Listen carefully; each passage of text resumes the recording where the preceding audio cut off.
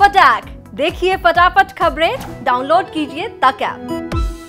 राजधानी दिल्ली में जब से एलजी ने शराब घोटाले की जांच के आदेश दिए हैं, तब से दिल्ली सरकार और एलजी विनय सक्सेना के बीच जंग छिड़ गई है। शराब घोटाले के बाद जैसे ही दिल्ली के एलजी ने स्कूल घोटाले का मामला उठाया, तो दिल्ली विधानसभा के अंदर आम आदमी पार्टी के विधायकों ने नोटबंदी के दौरान एलजी पर 1400 करोड़ के घोटाले का आरोप लगा दिया, जिसके बाद एलजी विनय कुमार सक्सेना दिल्ली के मुख्यमंत्री अरविंद केजरीवाल पर एक के बाद एक हमला कर रहे हैं।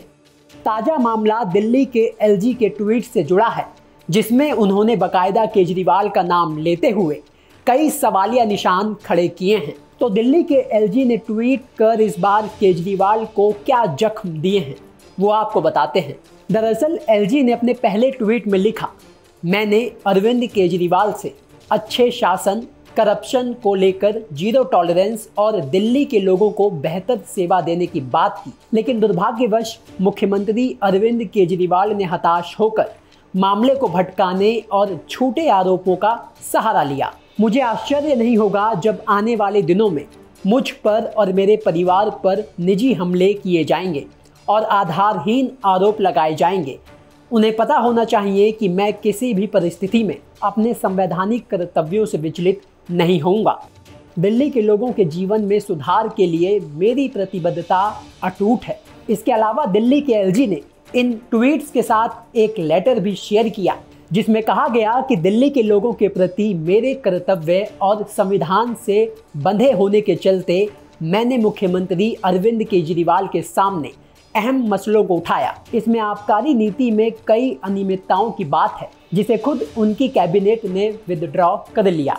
इसके अलावा सीवीसी की रिपोर्ट पर 2.5 साल तक कार्रवाई नहीं करने, मुख्यमंत्री के बिना साइन वाली फाइलें मेरे पास तक भेजने, स्टेट यूनिवर्सिटी का समय से सीएजी ऑडिट नहीं करने जैसे कई अहम मामलों का जिक्र करते हुए दिल्ली के एलजी ने कहा कि मुझे लगा था कि अरविंद केजरीवाल इनका समाधान सही तरीके से करेंगे, लेकिन दुर्भाग्यवश इस पर जो प्रतिक्रिया आई वो बचाव के लिए मुझ पर अपमानजनक व्यक्तिगत हमले के तौर पर आई। एक जनप्रतिनिधि होने के नाते उन्हें लोगों को उस कला के बारे में बताना चाहिए जिसमें चलन से बाहर किए गए 17 लाख रुपए के पुराने नोटों को 1400 करोड़ रुपए का बना दिया गया। चलिए तो अब आपको उस मामले को भी विस्तार से बता देते हैं, जिसे लेकर आम आदमी पार्टी ने दिल्ली के एलजी पर 1400 करोड़ के घोटाले का आरोप लगाया है, जिसके बाद दिल्ली में एक बार फिर से दिल्ली सरकार और एलजी के बीच कड़वाहट बढ़ना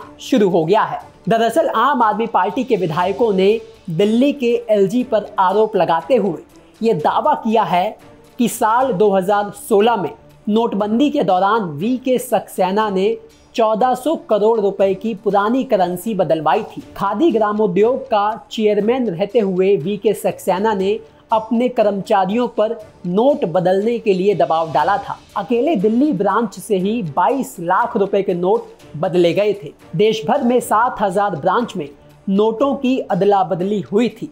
इस तरह ये पूरा घोटाला 1400 करोड़ रुपए का है। इन्हीं आरोपों को लेकर आम आदमी पार्टी दिल्ली के एलजी के खिलाफ इस कथित घोटाले की सीबीआई और ईडी से जांच करवाने की मांग कर रही है। हालांकि ऐसे आरोप लगाने के चलते दिल्ली के एलजी ने बीते दिनों आम आदमी पार्टी के विधायकों को लीगल नोटिस भी भेजा था, जिन विधायकों ने दिल्ली के एलजी पर घोटाले के आरोप लगाए थे।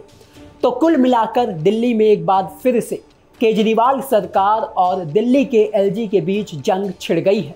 हालांकि इस बार मामला कुछ ज़्यादा ही गंभीर लग रहा है। ब्यूरो रिपोर्ट, दिल्ली तक।